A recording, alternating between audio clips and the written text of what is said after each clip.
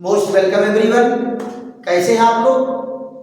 स्वस्थ हैं, मस्त हैं और मजे में हैं। चलो बेटा, आज हम लोगों की फिर एक बेहतरीन टॉपिक पर चर्चा होने जा रही है। पिछले वीडियो में मैं आप लोगों को प्लांट हार्मोन्स का इंट्रोडक्शन बताया था।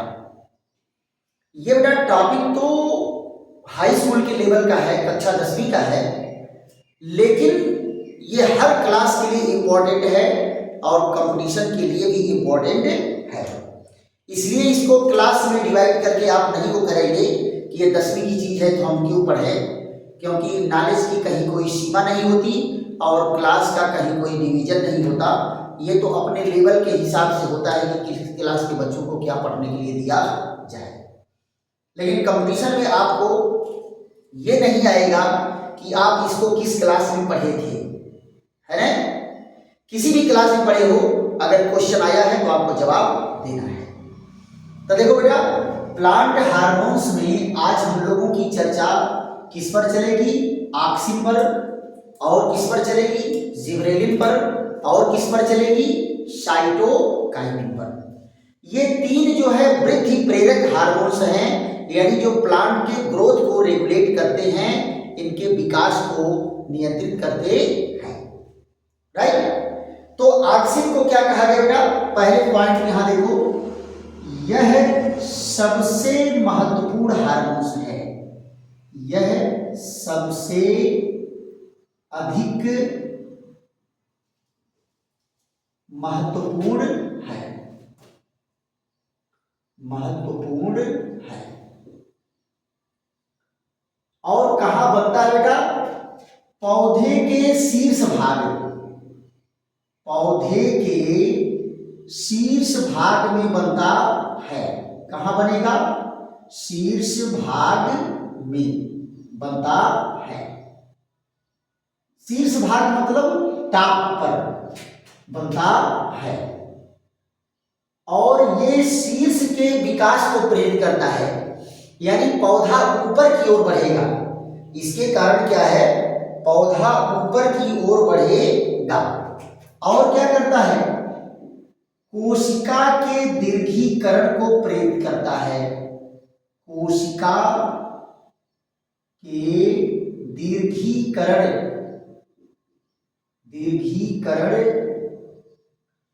को प्रेरित करता है, दीर्घीकरण को प्रेरित करता है, यानी कोशिकाओं का आकार बढ़ेगा, शीर्ष भाग में ज्यादा बनेगा तो उसकी लंबाई, पौधे की लंबाई बढ़ेगी। क्लियर? अब जरा देखिए इनका कार्य क्या क्या है, यानी पौधों में ये क्या कार्य करते हैं। कार्य जरा इनका देख लो। पहला इनका कार्य क्या है? अनुवर्तन गतियां। क्या करेगा? अनुवर्तन गतियों को प्रेरित करेगा। अब आप जरा बताओ, अनुवर्तन गति क्या होती है? देखो बेटा, प्रकाश के कारण जो गति होगी वो अनुवर्तन गति होती है। प्रकाश के कारण जो गति होगी वो क्या होगी? अनुवर्तन गति होती है।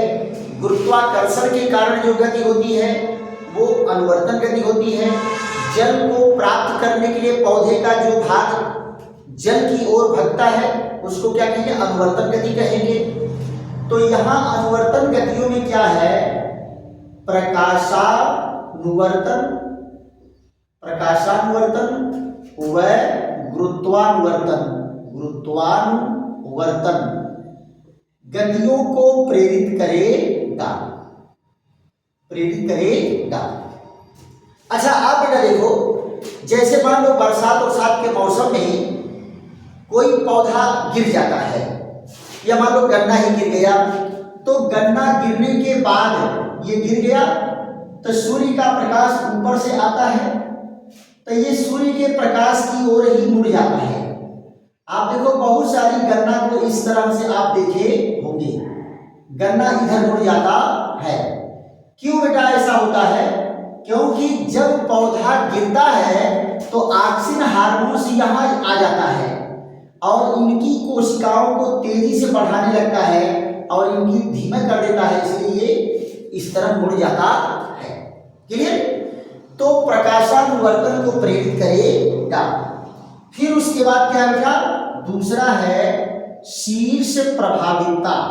शीर्ष प्रभाविता, शीर्ष प्रभाविता का मतलब क्या है, लंबाई में वृद्धि। क्या करेगा, लंबाई में वृद्धि करता है, लंबाई में वृद्धि करता है। देखो बेटा, अगर ऑक्सिन हार्मोन्स जब तक ऊपर बनेगा तब तक पौधे की लंबाई बढ़ेगी। तो तमाम फूल पत्ती वाले पौधों को देखते होंगे कि माली जो है उसको समय समय पर काट देता है। ऊपर से काट देगा तो जो अगल बगल की कलिकाएं हैं उस पर ऑक्सिन काम करने लगेगा और साइड ब्रांच निकलने लगेगा। क्लियर? साइड ब्रांच निकलेगा। फिर उसके बाद देखो इसका इंपॉर्टेंस कहाँ है, कायिक जनन में। किसमें? कायिक जनन। आप कायिक जनन का मतलब क्या है, जब आप कलम लगाते हो, कलम लगाने में, कलम लगाने में अगर मान लीजिए आप गुलाब का पौधा है, गुड़हल का फूल है, उसकी शाखा को काट के ऑक्सीजन में डुबा करके लगा दोगे तो जल्दी से जड़ें और पत्तियां आ जाएंगी। तो ये भी इनका फायदा है। दूसरा क्या है, फलों के विलगन को रोकने में, फलों के विलगन को रोकने में। अच्छा ये बताओ, बहुत सारे ऐसे फल हैं बेटा जो पकने के पहले छोटे छोटे रहते तभी गिर जाते हैं, तो ऑक्सिन हार्मोन्स का छिड़काव कर दो तो फल नहीं गिरेंगे। क्लियर? फलों के विलगन को रोकता है। अगला क्या है, अनिषेक फलन।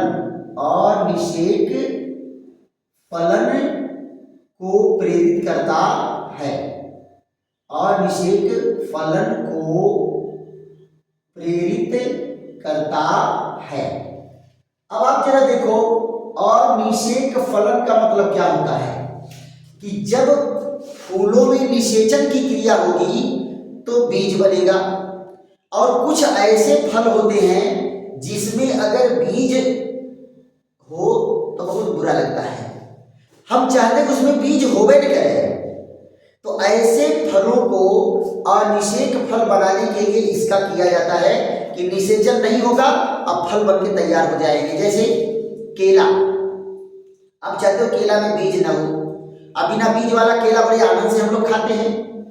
संतरा, आप चाहते हो कि संतरा का पूरा फाकी का फाकी निकाल के खा जाए, एको बिया न मिले, और जब दांत के नीचे बिया पड़ता है पच्चे से तो बड़ा बुरा लगता है।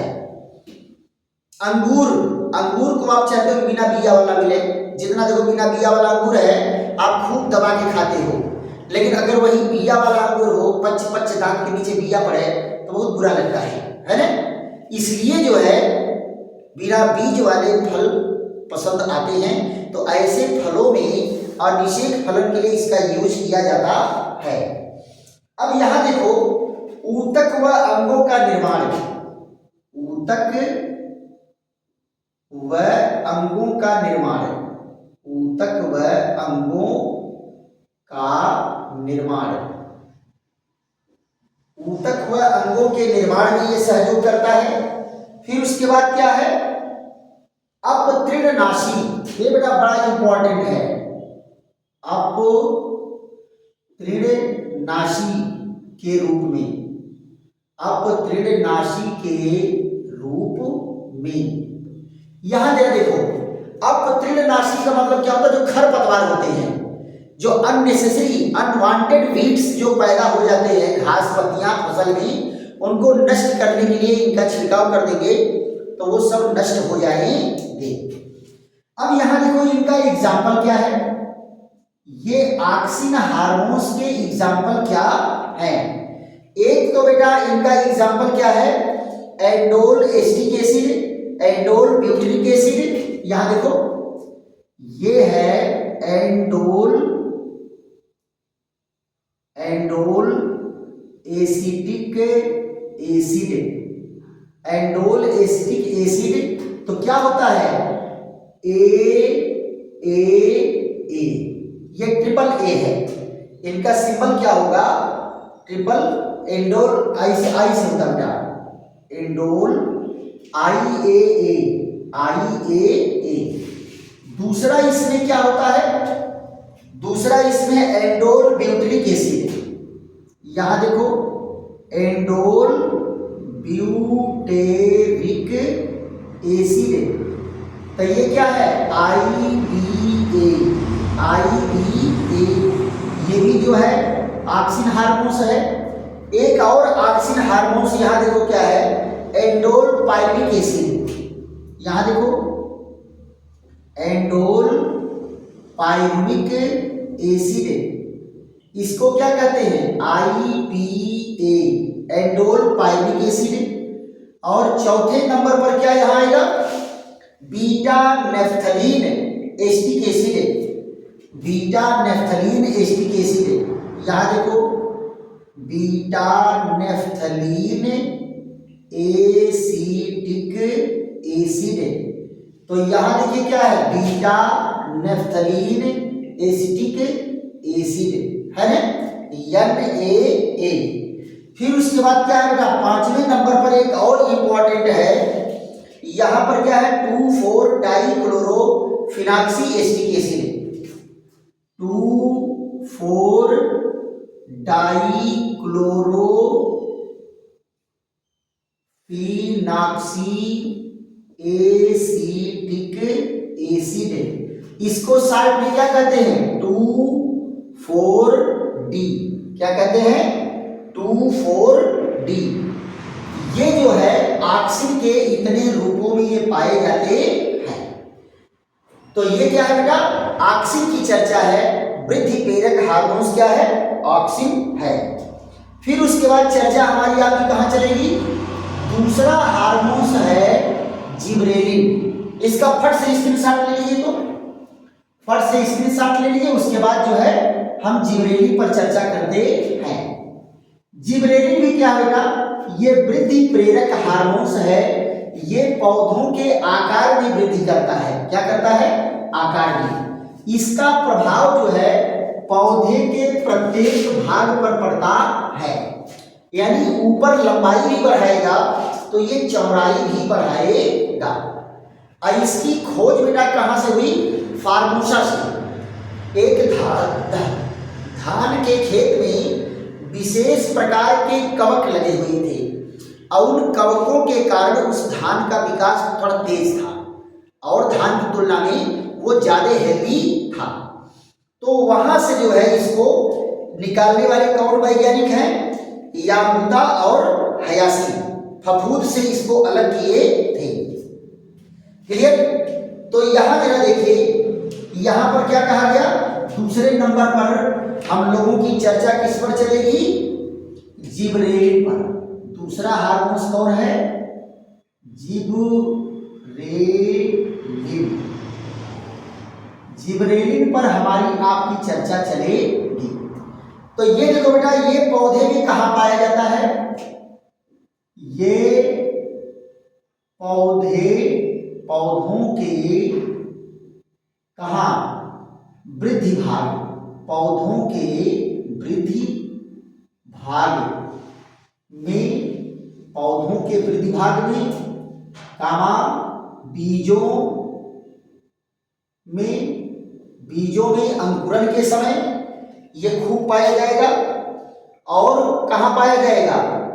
ये यहां देखो हो गया, सारे वृद्धि भाग में और बीजों में पाया जाएगा, है ना। दूसरा जरा देखो, इसकी खोज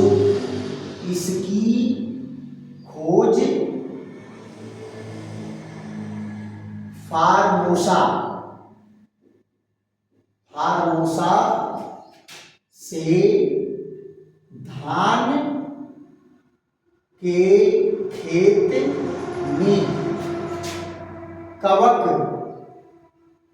से हुआ। किससे हुआ बेटा? कवक से हुआ। इसे याबूता एवं हयासी, याबूता एवं हयासी नामक वैज्ञानिक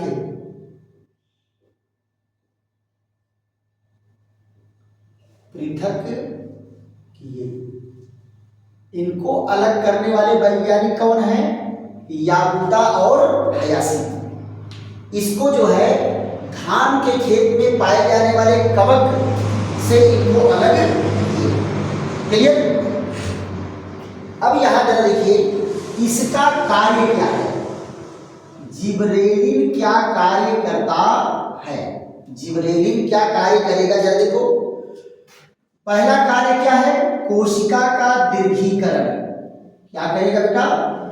कोशिका का दीर्घीकरण करेगा, यानी कोशिका की लंबाई बढ़ाएगा, उसका आकार बढ़ाएगा। और जब कोशिका का आकार बढ़ाएगा तो पौधे का आकार अपने आप बढ़ेगा। यहां देखिए ये पुष्पन में प्रकाश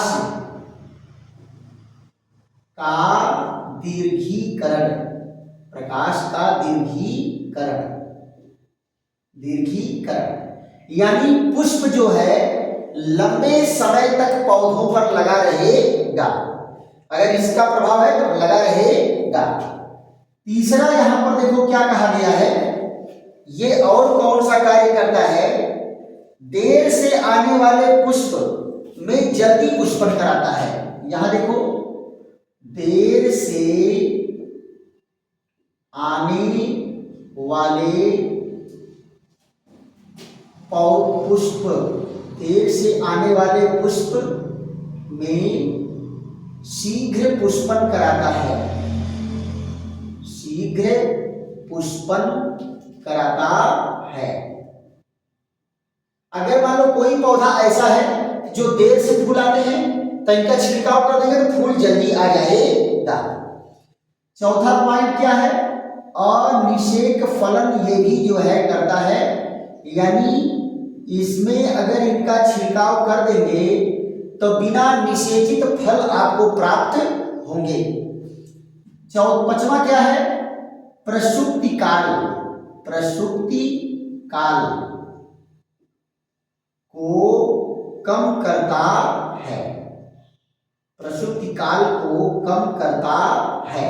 देखो बेटा बहुत सारे पौधों के बीज ऐसे होते हैं जो तुरंत अगर खेतों से ले आए बोए तो नहीं वो जामेगा, उसको एक लंबे समय का विश्राम चाहिए ही चाहिए, है ना? तो ये क्या करेंगे, ऐसे बीजों को अगर जल्दी आप अंकुरित कराना चाह रहे हैं तो जिबरेलिन के प्रभाव में उसका जो है प्रसूति काल घट जाता है और जल्दी जो है उसमें अंकुरण होने लगता है, तो प्रसूति काल को प्रभावित करेगा। दूसरी चीज क्या है? आकार, पौधों के आकार वृद्धि, आकार वृद्धि में सहायक, आकार वृद्धि में सहायक होता है। और यहां पर जरा देखो इसके बाद हम लोगों की चर्चा किस पर चलेगी? साइटोकाइनिन पर चलेगी। किस पर चलेगी? तीसरा हार्मोन्स है साइटोकाइनिन, साइटोकाइनिन। अच्छा यहां देखो नाम बेटा साइटोकाइनिन है, साइटोकाइनिन। तो साइटोकाइनिन का मतलब क्या है? ये साइटोकाइनिन, यहां देखो साइटो शब्द का मतलब होता है सेल, साइटो का मतलब क्या होता है? सेल, यानी कोशिका से इसका संबंध है। तो यहां क्या कहा गया कि शुरू में तो इनको ईस्ट से खोजा गया, शुरू में ईस्ट खोजा गया, लेकिन बाद में नारियल और ये मक्का के बीज में भी इसकी पुष्टि हुई। और दो इसके मुख्य हैं काइनेटिन और जिएटिन, काइनेटिन और जिएटिन। तो यहां देखो क्या कहा ये सर्वप्रथम ये क्या है, कवक से खोजा गया।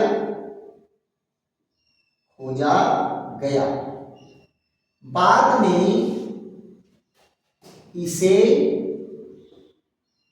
मक्के के बीज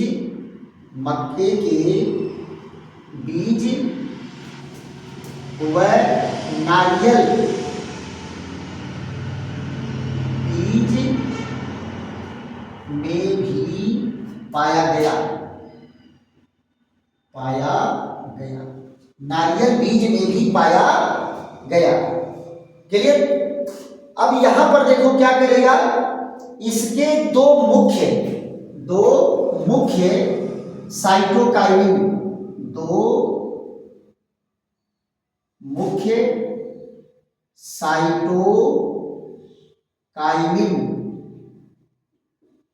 साइटोकाइनिन पहला कौन है, काइनेटिन, एक कौन है, काइनेटिन व जिएटिन दो मुख्य हैं। दो साइटोकाइनिन, जिएटिन और काइनेटिन क्या है, मुख्य है। दो इसमें मुख्य हैं, एक कौन है, काइनेटिन और दूसरा जिएटिन। ये दो साइटोकाइनिन इसमें मुख्य रूप से पाए जाते हैं। फिर जरा इनके महत्व पर देखो, इनका क्या महत्व है, ये महत्व इनका क्या दिया है, महत्व या उपयोग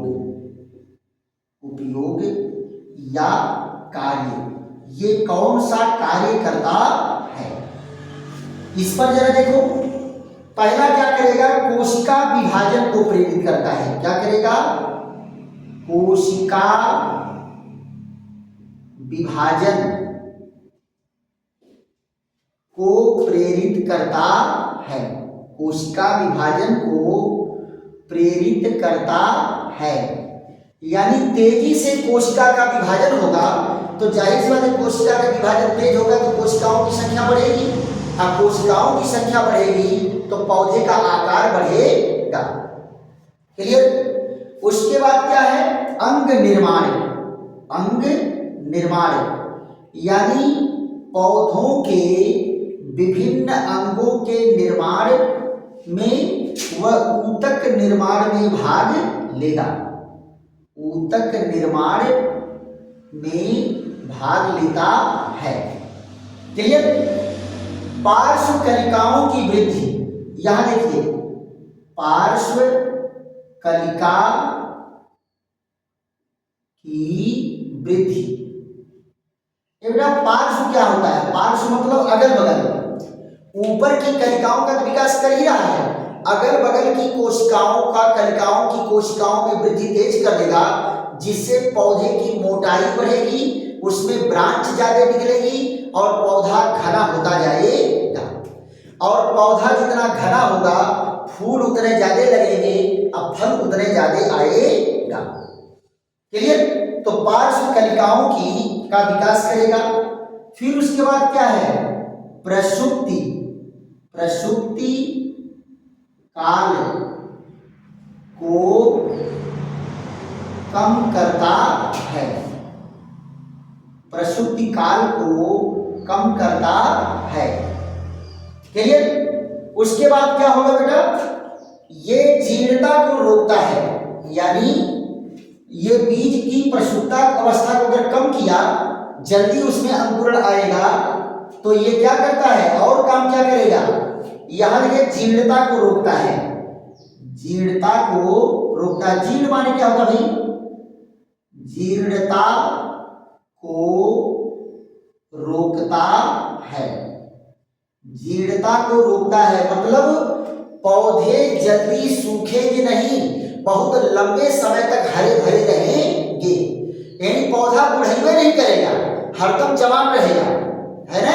वो जीर्ण नहीं होगा, कमजोर नहीं होगा, है ना, हरा भरा रहेगा, हरियाली हमेशा बनी रहेगी। अगले नंबर में क्या कहा गया है, ये